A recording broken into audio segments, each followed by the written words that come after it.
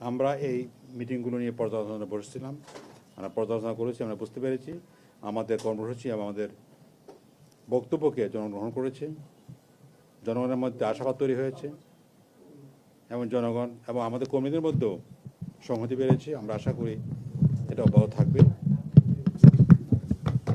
এখন আমাদের কী করণীয় আছে এটা আমরা আলোচনা করেছি। আমরা মনে করি আন্দোলন শেষ হয়ে যায়নি, আমাদের 5 দফা হুবহু বাস্তবায়ন এখনো হয়নি। যদিও সত্য কথা যে 5 দফার অনেকগুলো দফায় কিন্তু আংশিকভাবে বাস্তবায়ন হয়েছে, হওয়ার প্রক্রিয়া আছে।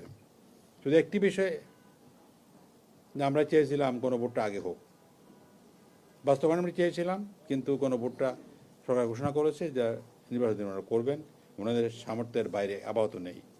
এই জন্য আমরা বৃহত্তর স্বার্থে এটা মেনে নিয়েছি। কিন্তু এই গণভোটটাকে সফল করার জন্য হাওয়া চৌবুর যাতে বিজয় লাভ করতে পারে, এর জন্য আমাদেরকে সামনে কর্মসূচি হচ্ছে যে আমরা এই ক্যাম্পেইন ওয়ার্ক করব।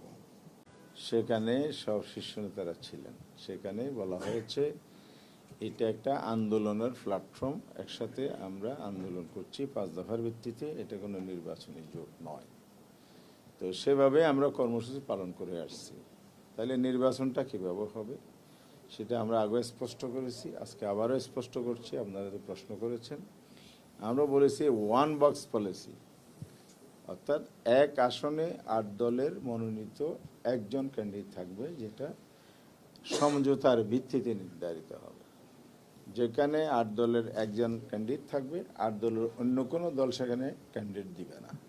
শুধু ক্যান্ডিডেট দেওয়াটা বিষয় নয়, আমরা বিজয়ের জন্য সবাই মিলে সর্বাত্মক চেষ্টা করে যাবে যে আমাদের 8 দলের সমঝোতার প্রার্থী হিসাবে তাকে বিজয়ী করে নিয়ে আসা ইনশাআল্লাহ। সেই লক্ষ্যে আমরা যে পলিসি নিয়েছি সেটার উপরেই আছি এবং আজকে সেটা আমরা পুনরায় ব্যক্ত করছি।